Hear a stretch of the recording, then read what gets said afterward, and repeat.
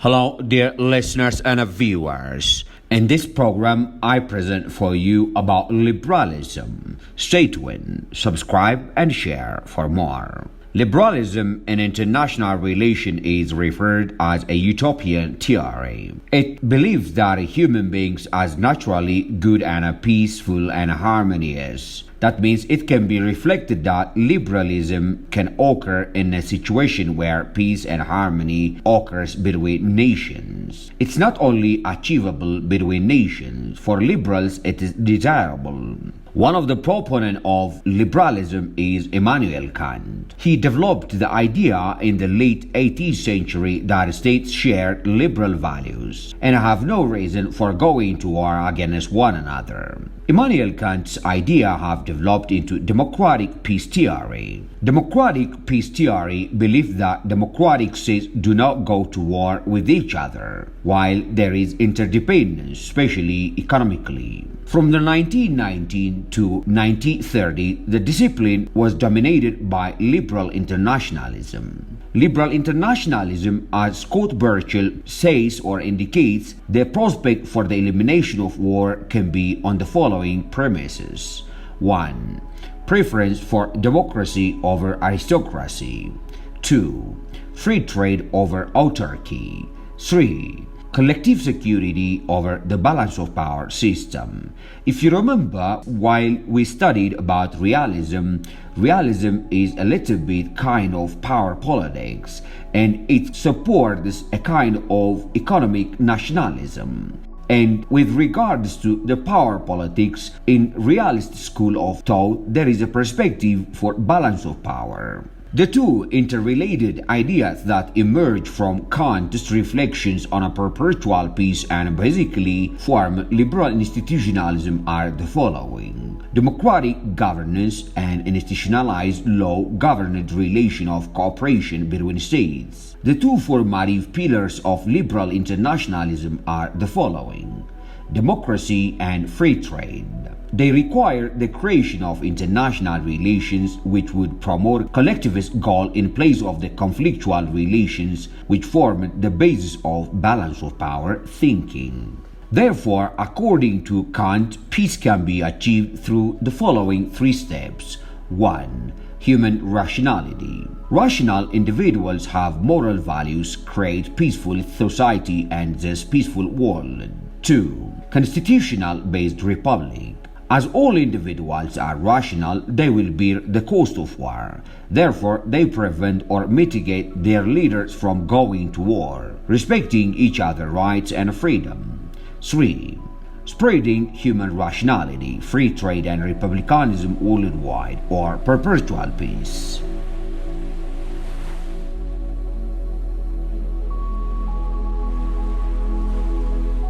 The key assumptions of liberalism are the following. 1. Human beings are rational and moral creatures. 2. Trade and interdependency make war more or less likely. 3. International law helps to promote order and foster rule-governed behavior among states. 4. Democracy is inherently peacefully particular in reducing the likelihood of war between democratic states. 5. States are not the only important actors in world politics. 6. Non-state actors are important entities in IR that cannot be ignored. 7. They reject the idea that the agenda of international politics is dominated primarily by military security issues. They rather focus that international cooperation is dependent on international cooperation. As I said earlier, political liberalism or idealism is dominated the academic study of international relations in between the First and Second World Wars. It has positive view of human nature and a belief that man was innately good, altruistic, and cooperative. Advocators of idealism, such as the US President Woodrow Wilson, believed in the principle of peace rule law. They felt that wars could be prevented via the formation of international organizations like the League of Nations that could act against aggressors. In the wake of the First World War, the need to prevent conflict became more urgent than ever. So idealists or liberals call for the implementation of anti-war legislation, social system reforms, and the creation of an international system for free trade.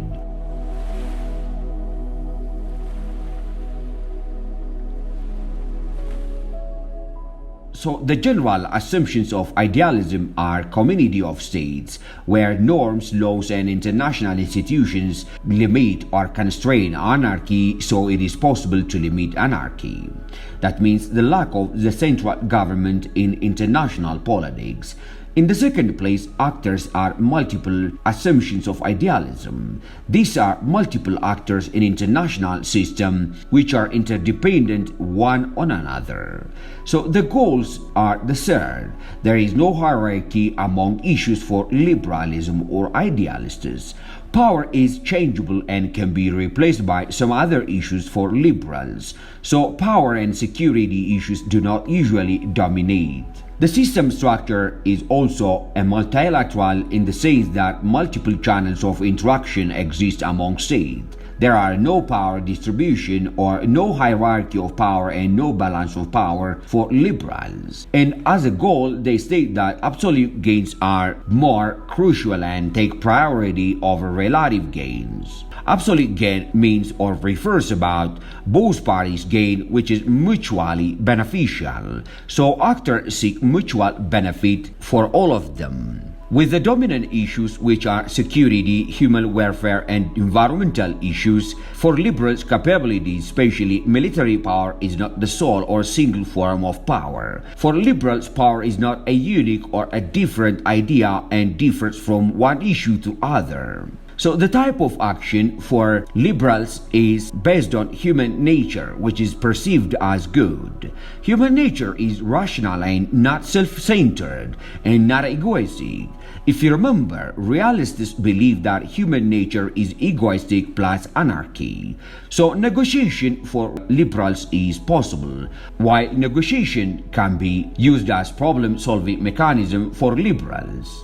The international cooperation for idealists is also another major issue. Idealists are optimistic about potential for cooperation negotiation. Conflicts can be solved by human nature, which is rational, not egoistic. If you remember, realists claim that human nature is egoistic. International institutions provide ways for the cooperation of people, and wars can be avoided by having different institutions. These institutions and regimes have their existence, and they constrain anarchy. And even the institutions and the regimes can serve as the instruments to achieve states' common goals. Liberalism after the Second World War or idealism fell out of the favor for a long period of time it had, but replaced by realism. By the 1970s, a new generation of liberal scholars came to challenge the dominance of realism in international relations. Rapid advances in technologies and the growth of organizations like the European Community and the impact of the 1973 oil crisis in the Middle East were all evidences of the growing interdependence in international relations of the time. The 1970s also saw the emergence of liberal literature or scholarship on transnational relations and world society. In addition, liberal pluralists pointed to the growing importance of multinational corporations, non-governmental organizations, pressure groups as evidence that states were no longer the only entity significant actors in international relations. Further, conflict was not the major process in IR, as increasingly cooperation in pursuit of mutual interest was a prominent feature of world politics. Liberals have made important contributions in international relations in areas of international order and institutions, human rights, justice, and peace studies. Generally, the main principle of liberal world or perspective are rationality, and people rationally pursue their own interests, but there is potential harmony of interest between people. Cooperation is a central feature of all human relations, including international relations, and government is necessary, but the centralization of power is inherently bad. Individual liberty is of supreme political importance.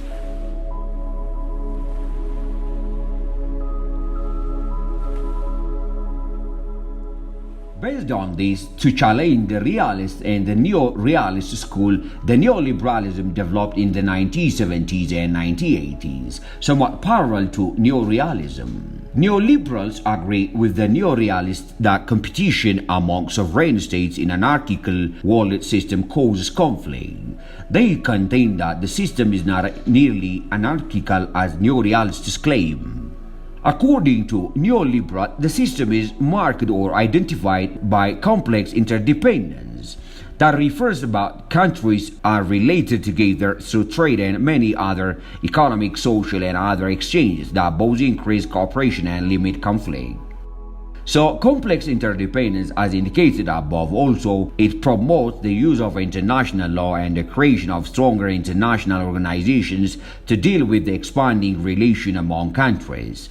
The spread of international law and international organizations reduce anarchy, and therefore conflict in the system can be reduced with the use of international law and international organizations. Thus, neoliberals argue that international institutions facilitate international cooperation. So, what are the key assumptions of neoliberalism? The states are key actors, but not the only significant actors. This is one of the major assumptions of neoliberals. In the second place, they state that states are rational or instrumental actors. They always seek to maximize their interest in all issue areas. 3. In a competitive environment, states look to maximize absolute gains through cooperation. 4. As rational actors, states prefer cooperation. The greatest obstacle to cooperation between states is non-compliance and cheating by states. 5th, neoliberal institutional perspective is more relevant in issue areas where states have mutual interests like trade. And the last one is most states believe that all states will benefit from an open trade system. This is what we prefer about liberalism and neoliberalism. Please see the video about realism. Like for more. Thank you for listening and viewing. See you in the next video.